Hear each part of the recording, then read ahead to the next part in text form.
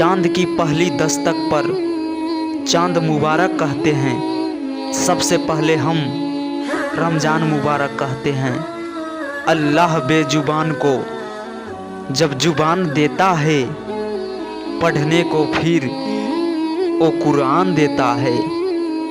बकसने पर आए जब उम्मत के गुनाहों को, तोहफे में गुनाहगारों को रमज़ान देता है।